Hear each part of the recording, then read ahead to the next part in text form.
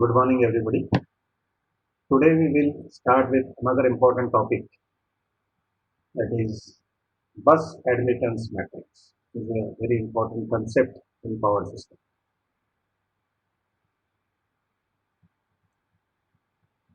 So let me take you to one small power system which is having only four buses.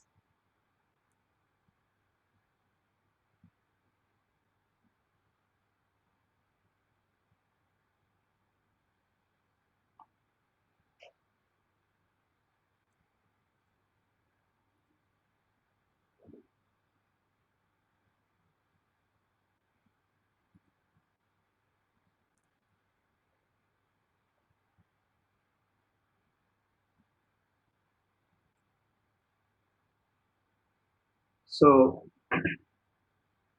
this is a small power system which is having bus number one, bus number two, bus number three, bus number four. These are the lines.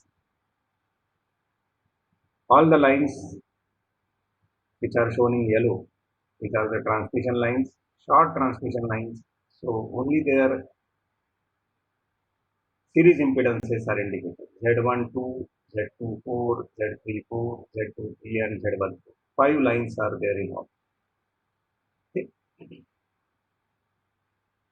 And at bus number 1 and 2, there are generators as well as load.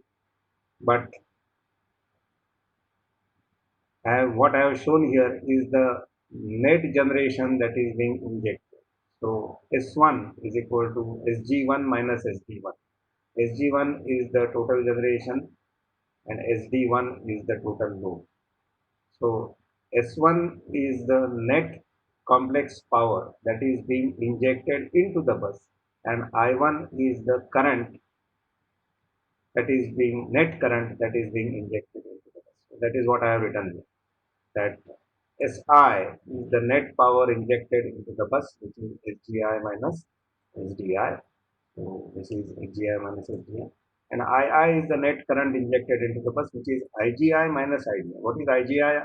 IGI or IG1 in this case will be the current by the generator and it is injected into the bus, and IDI is having a minus sign because the current is being drawn out of the bus by the demand or the load which is connected at this bus, ID1.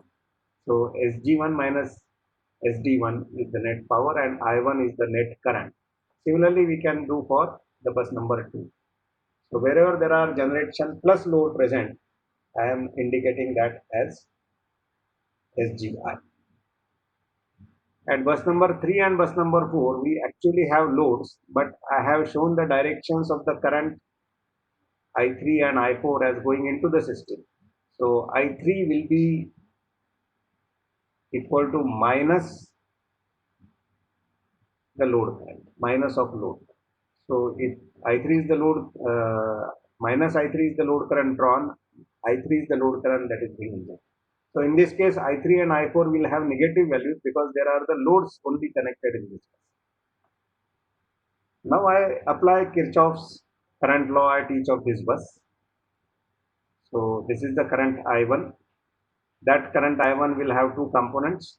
One will flow along this line and another will flow along this line. So that is what I will do. I1 is equal to I12 plus I12. I12 is this current, I14 is this current. What is I12? I12 is the current in this line. What is the current in this line? This voltage divided by this voltage minus this voltage divided by Z1. That is the current I1. Or in other words, if I replace the impedance by the admittance value, it will be V1 minus V2 into Y12. So Y12 is what? 1 upon Z12 is Y1. So that is I1. That is what I have written. And similarly, the other component of the current is I14, which is flowing from 1 to 4 in this direction, and that will be equal to V1 minus V4 into Y1. Y14. This should be Y14. This should be Y1. Correct.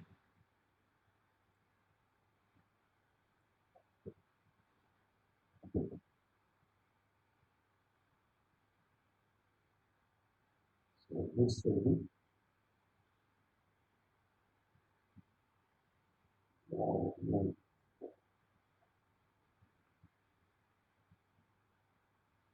okay. Now, similarly,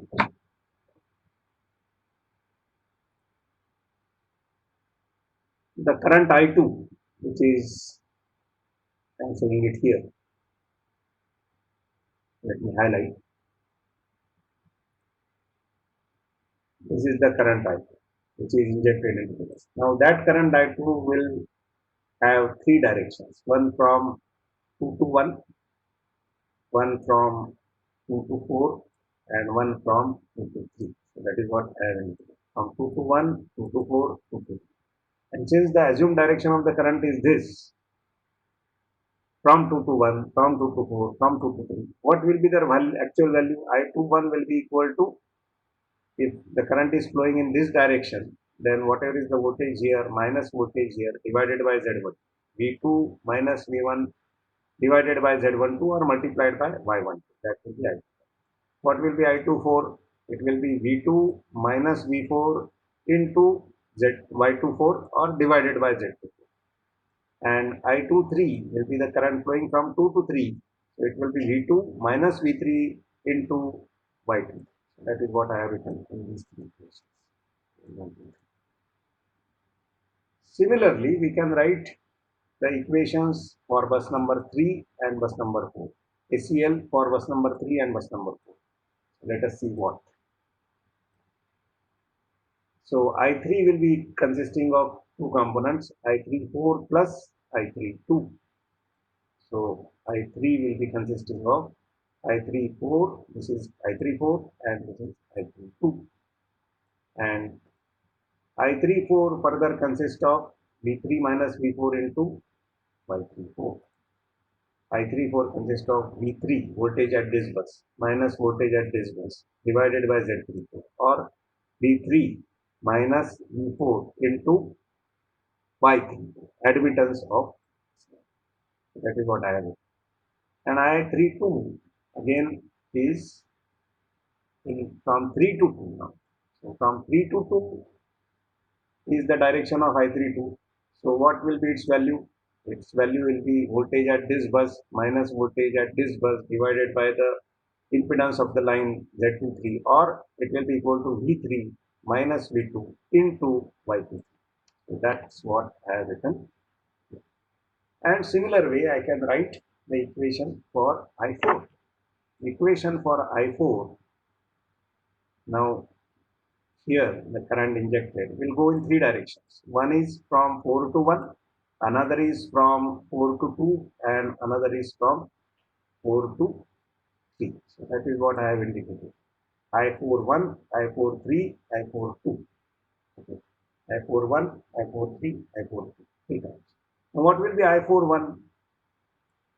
I41 is the direction of the current going from 4 to 1. So it will be V4 minus V1 divided by Z14, or V4 minus V1 multiplied by Y1. So that is what I will do. Then I43. I43 is the current going into this line from 4 to 3. So it will be V4 minus V3 divided by Z3, or V4 minus V3 into Y3. That is what I have written. V4 minus V3 into Y.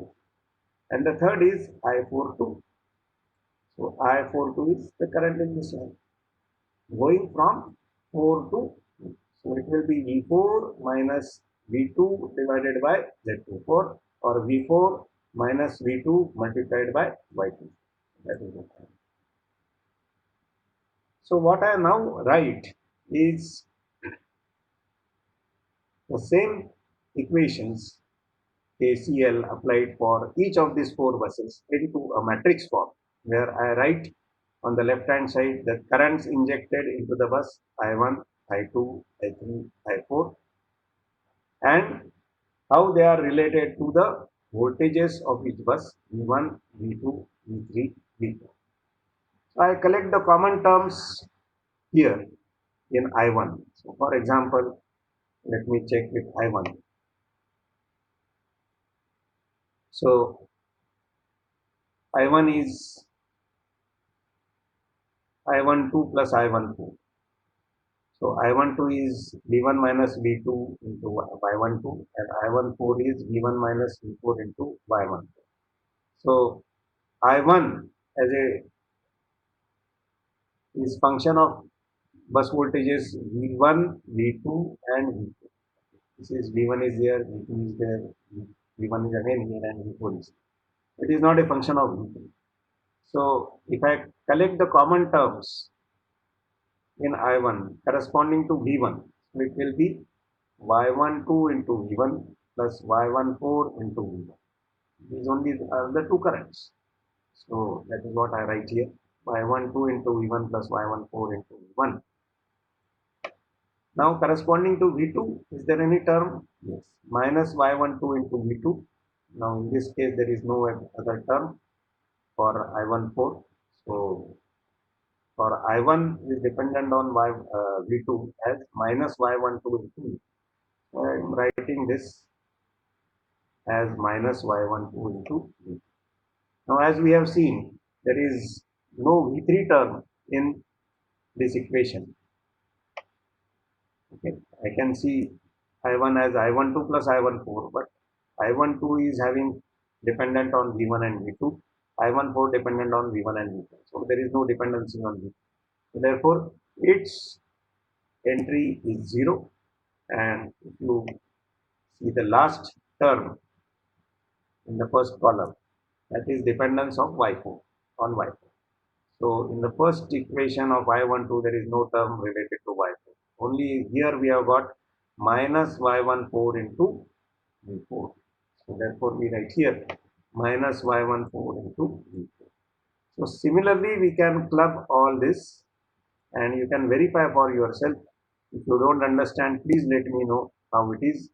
And this is how we are forming the bus admittance matrix. I can just tell you from this equation I3 and I4, so that I don't have to go back. All these equations are there. So I3 is I34 plus I32. So I34 is function of V3 and V4, and I32 is V3 and V2. So is there any function?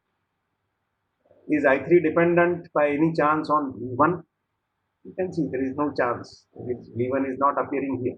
So 0 into V1. Now for V2, it appears not in this equation but in this equation. Minus Y23 into V2. V3, V3 appears here, V3 appears here. So it is Y34 plus Y23. Y34 into V3 plus Y23 into V2. So that is why I have written. And regarding V4, it is minus Y34 into V4. There is no V4 here. So only minus Y34 into V4. Similarly for I4, I can write I41 is equal to these three currents. These three currents in turn are functions of the voltages of the bus like this. So if I consider in I4 how it is related to V1, here it will be minus Y14 into V1. Now in this equation there is no V1 in this equation. So minus Y14 into V1. For V2, there is no V2 here. There is no V2 here. V2 appears only here. So it is minus Y124 into V2. Minus Y24 into V3. V3 doesn't appear in this equation. V3 doesn't appear in this equation. So it is minus Y34 into, and V4 appears in all the three equations. This equation, and this equation. So it is Y14 into V4 plus Y34 into V4 plus Y24 into V4. So this matrix is called as bus admittance matrix. So this is a very important matrix that relates the injected bus currents to the bus voltages. And the matrix, this complete matrix is called as the bus admittance matrix. Now there are some interesting uh, observations regarding this bus admittance matrix, but that will I will put or discuss in the next lecture. I'll stop here.